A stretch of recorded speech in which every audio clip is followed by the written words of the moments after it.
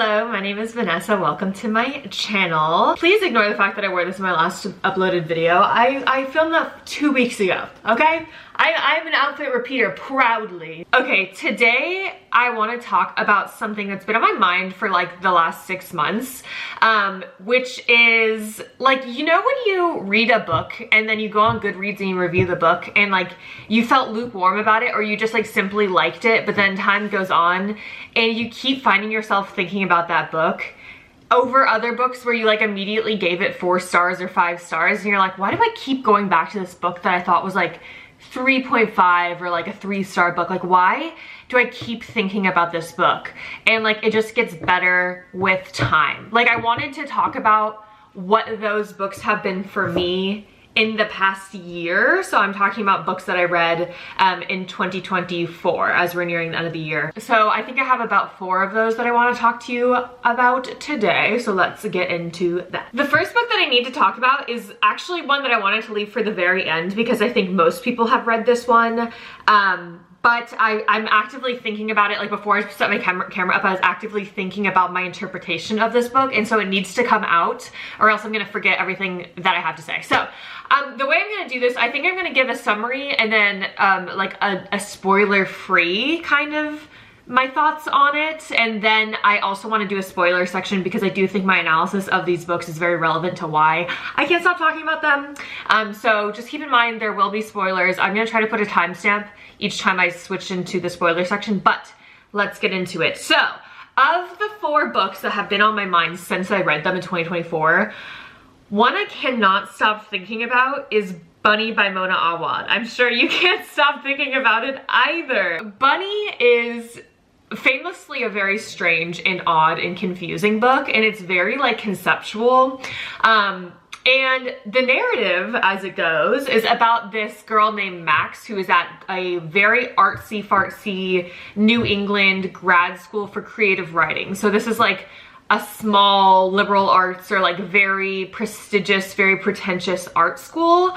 And while she's there, she is in a small cohort with 5 other girls who call themselves the Bunnies. And they are like, they're very like a 2013 version of like twee, like Tumblr girls, like very kitschy, like very like loves Pinkberry, like Peter Pan collar, like super pretentious type girls who are just like so absorbed in their own world and they're all gorgeous and they're obsessed with each other and they're super, super exclusive, and they're just such an in-group that she kind of turns to and looks to, like judges them, but at the same time you get the gist from her narration that she's envious of this connection that they have, because outside of her cohort the only person that she really hangs out with is her friend Ava, who does not attend the school, if I remember correctly. And so like they just hang out together, and Ava is more of like a goth kind of like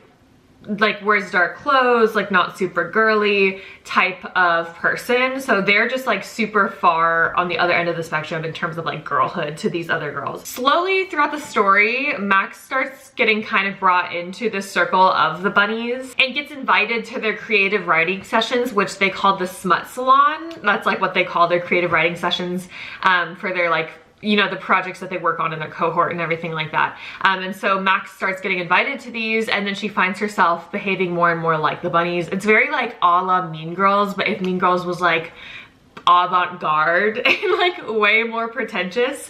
And I want to say, I'm not accusing Mona Awad of being pretentious. I think that this book is a lot of it is a criticism of pretentiousness, which is, to me, in my opinion, one of the best ways that a dark academia book can be is to be a criticism of pretentiousness, and this I think is. But I think it means a couple other things too. And so when I first read this book, you can take it literally and just be like, whoa, that is a crazy messed up story. There's a lot of like ritualistic elements of this, which I love a story that incorporates like ritualism of girlhood into its analysis of like female friendships, because I think regardless of if there's paranormal ongoings of this book or anything like that, there is a lot of ritualism in many of the things that we do as girls, and in many of our, especially those more codependent relationships. And there's another book that I want to talk about that in this video that also touches on that. I'm very personally drawn to those themes, so I liked it right off the bat. I just didn't know how to feel about it because I think right off the bat, my visceral reaction was, it was very like, I'm not like other girls, and that was kind of making me annoyed. Like, I can't really stand that. But then, like, in retrospect, when I'm thinking about it now, I do think like that's a criticism of the narrator and not of, like, Mona Awad wasn't standing by that sort of behavior. I think that the narrator objectively was in the wrong for treating the bunnies as if she's better than them in any way. Even though the bunnies of themselves are these like privileged, rich, white, pretentious, artsy girls, and like they have their own issues with thinking they're better than people, and I do think like that was intentional. So I think that's another reason why retroactively I like the book better, because I can see more clearly now what Mona Awad was doing. If I remember correctly, I don't even think I rated this on Goodreads because I was like, I don't know how to feel about this. I don't think I could give you a rating. I'm gonna need to sit with this more. So now it's like 6 or 7 months later after I've read this book, and I do have an opinion of it. By the way, if you haven't read it, I strongly recommend you go and read it and then come back to this video for my spoiler thoughts and let me know your interpretation, because I do think that this book did a really great job of being super open to interpretation, if you're willing to like let your mind go there, I guess. Because if you're not, this book alone, like just as a narrative of the surface level, is just like wacky and zany. I think that it just has to be looked at in a broader lens, to be honest. And it doesn't really hold your hand through that. But yeah, I appreciate how nuanced the interpretations of this book can be the more time you give it. So I like it more now than I did back then. So I'm going to get into my spoilers of this, of what I think my interpretation of this book is. The spoiler is, if you need a refresh, if you haven't read it yet, or if you need a refresh on this, at Smut Salon during these creative writing sessions, she finds that the bunnies are essentially killing literal rabbits. They are like killing literal rabbits, and this then creates like a manifestation of a human boy, and the bunnies are trying to make the perfect man through having these rabbits basically like explode through ritualistic spells, and then a man appears. And the problem is they haven't been able to find a man that actually has a lot of humanistic qualities. Like, he always comes out a little bit wrong. Like, maybe his fingers are like too paw-like, or his limbs are a little bit too long. Just something is always off. Like, they can't get it right. It's just a bit uncanny every time. That's sort of like that mania and that kind of like swell of power in those rituals gets to Max, and that's why she gets brought into the fold, and she starts acting exactly like the bunnies, and they become this like very like really passionately obsessed with each other friendship, because they're bonded by these rituals that are just very powerful. We find out that Ava is actually a creation that Max had made in the way that the bunnies were created boys, through a swan dying instead of a bunny. And then Max had created Ava as this ideal human to keep her company. And she got it right off the bat. Like, Ava is a full-blown human that can speak well and has all the right body parts, and everything works properly. And it's insinuated that like the bunnies knew that she created Ava and did it flawlessly, and they brought her into the fold so that she can help them create something perfect. And there's a lot more like zany stuff happens. Like, this is a very, very layered book, but that's kind of the gist of it that you need to know for my analysis. I've seen a couple interpretations of this where people thought that it was perhaps a kind of long metaphor, or maybe not a metaphor, but maybe the whole twist is that she has schizophrenia the whole time, because there's like this scene where someone's like listing off the symptoms of schizophrenia, and Max is like, oh, I have that, I have that, I have that, I have that. And I can see that as a choice. I just feel like Mona Awad wasn't really trying to go in that direction. I do think like there's too many other things going on here that it would simply be like, oh, it's just about being schizophrenic, and she was just imagining Ava the whole time, and was just imagining that the Smut Salon stuff was rituals of murder and not just like creative writing sessions. Like, it was just because she's, you know, she has this disorder. I can see how you can interpret it like that. I just think that that's a little bit too baseline for me. And one that I've come to since thinking about it is I do think that this is a criticism of higher education arts studies. And it's also a kind of interpretation of the creative process itself, as in like this ritualistic murder of bunnies to create these half-baked perfect men is a metaphor for, also they're called darlings, and you have to like, they kill them when they're not right, as in like killing your darlings, which is something that's often said about like trashing a first draft of a painting or a project or something like that. So I thought that seemed to be very intentional, and that's my interpretation.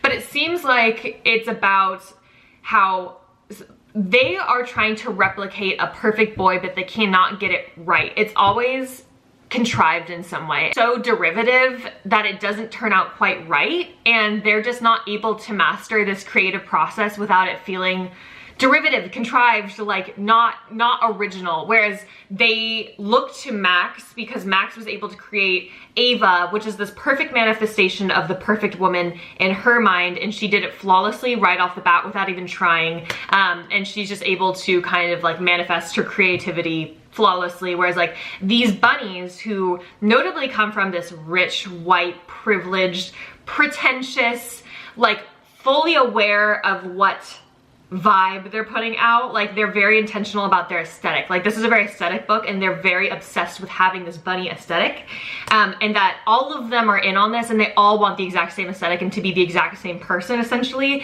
I think that that's an interpretation of how a lot of artsy people look to others to inform their aesthetic and their creativity, because they want to be perceived as intelligent, intellectual, like deep, artistic, but they're not really looking within themselves, and that's why their products are not coming out right. They're always a little wonky, and Max is an individual, and that's why she was able to create a perfect first draft in Ava. Throughout the entire process of the book, Max is actively trying to create a thesis for her grad school project, so it almost feels like the process of creating like a final project, a final creative project, I think. And so I think now, I keep thinking about this book, and that is the conclusion that I personally believe that this book is trying to make. I think that it is a metaphor for the creative process, as well as being a criticism of pretentiousness. And of course also touching on those themes of female friendship, feminine identities, and how we perform femininity. I do think, of course, Mona Awad, if you're familiar with her other books, she touches on that. I think that's a big one here that I do think about a lot. And just like what it means to be a creative person, and how do you be an authentically creative person in such a contrived world, which is something that I'm very passionate about thinking about. So what do you think? That's what I think, and that's what I've been thinking for the past 6 months. So Bunny by Mona Awad, I haven't stopped thinking about that book. All right, the next book I can't stop thinking about is The Thorns Remain. This book is actually a fairy book, so it takes place in the 1920s, kind of at the peak of that like fairy craze. But also World War I is going on, and that is like a major theme of this book, is that a lot of people's older siblings, a lot of their fiancés have gone off and been changed or died in this war. Anyway, so this is about Maura Jean, and all of her friends are from this small cutesy little village, and they work for this like manor, this like wealthy family in their manor for the most part. And a lot of them, like, things were changing. Some of them were thinking about going off to go study. Some of them were gonna get married, if I remember correctly. So things are about to change, and so they go into the woods as they have before to like celebrate together before some of them leave and move on to other things, and just to celebrate their like close friendship. And essentially Maura, that night, everything kind of goes dark. They start seeing shapes in the woods, and everything fades to black. Maura wakes up, and she's the only one left. All of her friends are gone, and she's super confused because she remembers being in the woods with them literally last night, and everyone's telling her they've been gone at school forever. She got married, she moved to the city, she's been gone for the past few months. And she's just completely boggled by this, because she was like, I was there, I swear something happened in the woods, something changed. They're not gone. something took them. Like, you need to believe me. And there's just sort of this feeling of being gaslit by all of the like adults in this village, and also this feeling of like the pain of grief of being the only one who knows something's wrong and then like no one believing you about it, and just like the kind of also a lot of themes about just adulthood and moving on, especially that age of like 21, 22 after college, and things changing and never seeing people again, or never seeing them the same way again. And I think that that was like a big theme of the book. And then, like I mentioned, in the background there is World War I going on. So for example, like one of her brothers was really affected by this, if I remember correctly. Anyways, it was just a really interesting, it was really, really interesting. And when I was reading the book, I don't think that this is the most like plot forward book, so I wasn't like gripped on the edge of my seat. And so I think I took too long to read this, and I wish I read it like in a little bit of like maybe 2 days, or 2 or 3 days to just finish this, because I think about this book a lot, and I compare a lot of books to this because the way that it makes you feel that like visceral dread or like heartache of like, oh, that feeling of like knowing things are just never going to be the same, and missing the grief, basically just grief, the way that it does grief, using this like fairy kind of magic to portray that.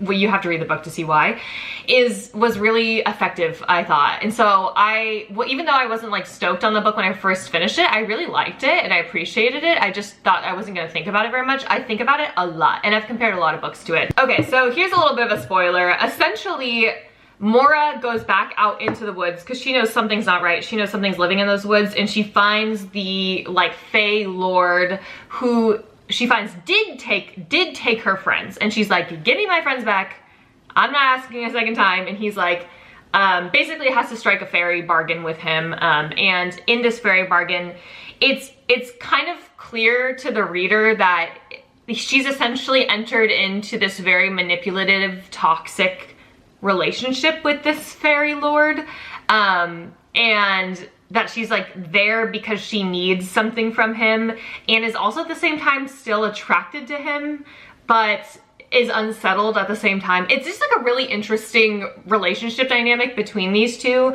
and you know something's not quite right. And I find it interesting that they do this really playful thing where like when he's being manipulative, or when he starts to lose his humanity or lose his temper on her, he starts changing from being like this beautiful humanoid person fairy to like his limbs get a little bit too long, his eyes dilate a little bit too much, his eyes start getting further apart. Like, it's really, really interesting how he starts to like morph into something less human. So I really like that, and that's like one of my favorite portrayals of fairies I've ever seen, which is another reason why I really liked this book, because it really, I love creepy fae. I've said that in pretty much every video. I love creepy, scary fae that are like uncanny valley, and this does that. And one thing that he does a lot in this toxic relationship that they sort of have as she's trying to get her friends back from him, is he holds a lot of stuff over her head in a way that a toxic boyfriend might, or a toxic friend might. For example, her trauma, we find that in the war, she actually lost her fiance, her first love. And that is something that is used as like this soft point for her throughout the book. Like, she comes back to that feeling of grief. This very real grief that was not paranormal, of losing her fiance in the war, and just the horrors of these young boys being enlisted at such a young age and not being able to live a life, and how everything kind of came shattering down and she hasn't been able to really pick herself back up from it. He kind of holds that trauma over her head and uses memories with him to like overlay his intentions with her onto her memories, I guess. Like, it's like he affects her memories with him, which I thought was interesting. And kind of the conclusion it comes to is like, I'd rather like be filled with grief and pain than forget this like wonderful relationship that I had. Like, it's worth it to, this hurt, this hole is just a representation of how much love I had for this person. And I'm gonna start crying. Like, that's such a touching message in this book, and I just think that fae to do that is really effective, and it was a very atmospheric sort of book, so I really like, I think about it a lot more than I used to. Okay, The next one is a book I've mentioned in my past 2 videos because I read it relatively recently for a reading vlog, but it is Ghostwall by Sarah Moss. In summary, this book is about a young girl whose father is obsessed with the Iron Age of like England. So they're very low class. And it's just her mom, and her dad is extremely abusive physically and emotionally. And he is like a super chauvinist individual. He's obsessed with the idea of Iron Age England being this like ideal, pure version of England. And you can tell it's because he has a lot of prejudice toward like immigrants and women, and he's very empowered by this idea that there's like a culture that's better and more white and pure, essentially. So he saves up, he's a bus driver, I believe, but he saves up all of his money to go on these summer trips where him and his family stay at these archaeology sites from the Iron Age, and he forces them to live as you would in the Iron Age, to the point where there's like a mention that like if she's on her period during this time, he will not allow her to go to the store across the street from the site to buy like pads. Like he's not allowed. He wants it to be like as authentic as possible and rough it as hard as possible. And this book is so like visceral. It's a short book, and you get the feeling that like something paranormal is going on, and something is like afoot, essentially. Like, you know that there's like this big crescendo, especially in the way that her dad's behavior. It feels like he's like a hair trigger, and I think that this book does a really good job at like putting you in Sylvie, the 17-year-old girl's shoes, and what it's like to be around someone that's just like anything you say or do could be a trigger to them, and then you would ultimately be, you know, at their mercy for whatever reason. And I think that it's very good at instilling that like fear, if you've ever been around someone like that, to the point where like I think I didn't appreciate how well this book did that until after the fact. And I did talk about this in my last couple videos, but I thought that the way that it handled discussions about class in particular was really interesting, especially since I'm from the US. I don't really get to hear much about like Northern versus Southern England class kind of structure, dichotomy, tension. And this goes into that because there's also simultaneously this professor with a master's cohort that's on the site during this particular vacation, and they're like, you know, more upper class and more like classically educated, whereas like her father is not. And that is a point of tension because her father kind of takes out his insecurity as like a lower class uneducated man on his wife and daughter.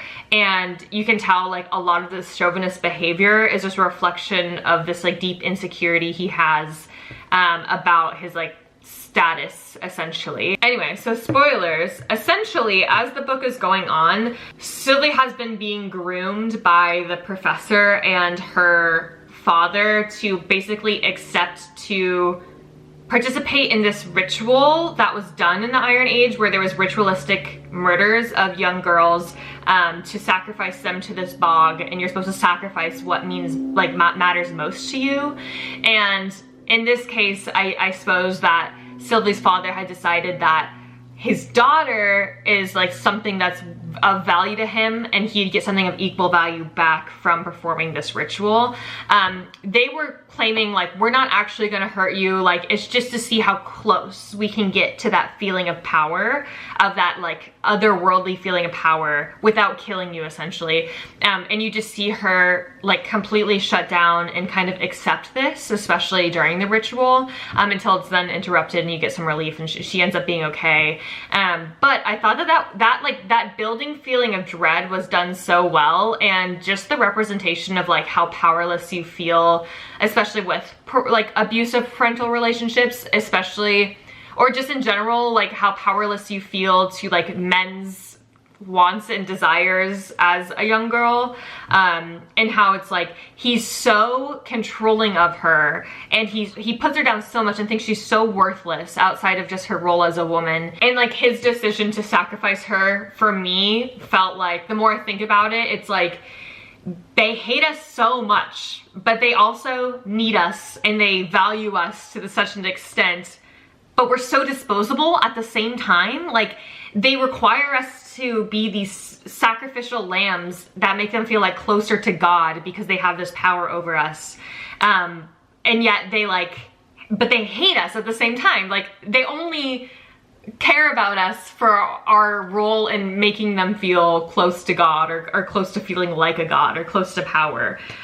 So I thought that was sort of what I took away from it, and what I came away feeling a lot more as time went on. Just the visceral feelings from this book, it feels like nothing's happening plot-wise until you're reflecting on the book 2 weeks after putting it down, and you're like, gosh, like, a book hasn't made me feel that much dread and that much like helplessness in a long time. It doesn't hold your hand through these themes, it just lets you like stew in it, and I really appreciated that. So that is Ghostwall by Sarah Moss. Okay, the next one I can't stop thinking about is probably gonna be kind of surprising, but The Hike by Drew Magary. I hope I'm pronouncing his last name right. This is a very zany book. So I thought going into this that this was just gonna be like a silly, fun, goofy time, because I knew that this was like more comedic and it was also pretty zany. And then it came away from it, like I cried at the end of this book, and I just can't stop thinking about what it all means. Like, you could read this at surface level and just have like, whoa, this is like a silly, goofy time, and like there's so many twists and turns, you don't know what's gonna come next, and just enjoy it for the wild ride that it is. Or you can take away a lot more from it, which I actually ended up doing after the fact. Like, I enjoyed my first read of it, and then after the fact I was like, wait, what did all of that mean? And I was just reflecting on it a lot more. So The Hike is about this man named Ben, and he has a conference in this motel in this like kind of isolated wooded area. He has some time before the meeting, so he goes to the front desk and he's like, hey, I want to take a walk. I saw a walking trail down the street. Is that a good one? Should I go walk there? And she's like, there's no walking trail. I don't know what you're talking about. There's no walking trail over here. And he's like, okay, well there was, so I'm just gonna go. And so he goes on this walking trail, which this woman claims doesn't exist, and he encounters a series of the zaniest things, including some of the most horrifying situations that a person could go through. So it's kind of like a comedic horror, because some of these like encounters, it almost feels like a video game where you're just encountering various like bosses that you have to fight, and it's like you're going to different regions and everything like that. And the whole hike actually ends up taking like a really long time. Like, time kind of stops existing and he's not able to find his way back, and it kind of just compounds into this very, very zany, like very existential situation. It's funny, but it's also kind of touching, because at the core of the story, he's still like a husband and a father, and he's grounding himself with the thought that like he has children back home that he like wants to get back to, and he just wants to get off this hike and survive this, essentially. It's just like the themes that it touches on of family and like home and everything like that, and existentialism in general, and like religion almost, like afterlife almost. You wouldn't expect it, and then by the end of the book you're like thinking about it, you're like, wait, that was not just a funny horror story, like that meant something more, and it's hard to tell exactly what it is, and I think that it was purposefully left up to interpretation. So I have been thinking about it a lot, and I've been recommending that book a lot. So spoilers now. In this book, essentially the hike ends up being a 10-year long hike, and he's told like relatively soon into the hike that it will take 10 years. And that many people have been on this hike. And there's someone called like the producer who's like kind of in control of the sorts of experiences that he has. And at the end, he has the opportunity to essentially like ascend to a producer role himself, or to go through a door to go back to his family and go back to that day that he went on the hike in the first place. And throughout this like 10-year long journey, he starts getting more and more jaded by just the wackiness that's going on. Like he has to like fight an enormous like bug. He sees the end of the world. He sees the like last remaining boat of like human existence, and he's like jaded by all of that. Like, it doesn't mean anything anymore.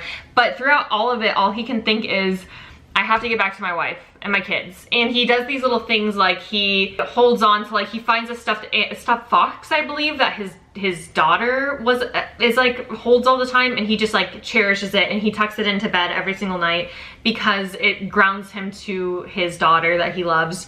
And also throughout the experience, sometimes he'll be teleported back in time to experience something that had a effect on him from his like childhood or from his teenage years, that he didn't really have the time to process properly until this hike, basically. So I don't even know exactly what my interpretation is of this. Like, it's not as clear cut as it is for Bunny of how I feel, but I do think like it's obviously a representation of just the experience of life.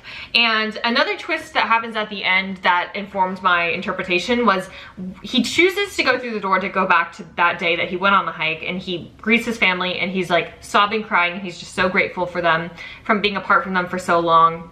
And looks at his wife, and when she asks what's wrong, he says, I don't even know how to talk about it. And she gets this look in her eyes where she understands exactly what he's talking about. And he reflects on this day that she came home from work. She's like, works in a hospital. She came home from work, and she was just spent the whole night sobbing, and had this look in her eyes that she had never had before, and wasn't able to articulate what had happened to her. And they both had this moment of understanding that they had both gone on this 10-year hike and seen the things that they did. And though they can't both articulate each other's experiences to one another, they are filled with empathy for one another, understanding, hey, I might not know exactly everything you went through, but I know how it feels to be confronted with that. And that made me cry a lot. Like, that one particular scene is just like really touching and very heavy, and it was just like, he's such like a wife guy also, which is really charming. Like, I'm just like, I was glad to see them reunited. But I guess one interpretation of this is like, it could be the sense of like, consciousness in of itself is like a lonely experience. Like, you can never fully describe what it feels like to be in my body and not your body, and everything I've gone through and how it made me feel. Like, it's just such a complex experience to be a person. And especially if you're dealing with these tough times, like maybe this could also be interpreted as like a situation where you're depressed or going through a really hard mental like episode. You can never express fully to someone to help them understand what that actually feels like. They can only take your word for it, and it still doesn't feel like it's deep enough. Like, the experience of living as a person is such a rich experience that the words that we have in the English language just wouldn't do it justice. And all we can do as people is look at each other and understand each other's depth, and know there's no way to fully reach each other. But I recognize that your first person human consciousness is as complex as mine is, and as notable as mine is. See, why am I getting emotional talking about it? Like, I don't know, it's very, very existential, and it just made me like have a lot of empathy for like all humans, I guess, even though it's such a zany, kooky, funny story, and I laughed a lot throughout it. And you're like, what's this? This is so silly. But toward the end of it, you're like, with that moment with him and his wife, that feeling so real, like in that being such a human interaction. I don't know. I don't know. As you can tell, this is a really, really kooky book, and there's like tons of threads out there about the interpretation of the ending, of what it's really trying to say, and the author has not elaborated on it, which I think is really fun, because it leads to a lot of interesting discussions, and I don't think I really want to know what he has to say about it. I think I'm satisfied with the conclusion I've come to, because it does make me feel very empathetic, and it does make me feel existential. I just have been thinking about it a lot, and I highly recommend that book if you haven't read it, and if you like weird stuff. Yeah, those are the four that I've been thinking about the most recently. If you have any books that you've read where it wasn't an instant classic right off the bat for you, but then you thought about it way more over time, let me know, because I do find that to be really fun. Like, I like using my brain in that sort of way. So let me know if you have any books like that, and I'd be curious to check them out. But those are mine. So that's all I have for today. I'm gonna go back to watching my Jace edits on TikTok. Bye!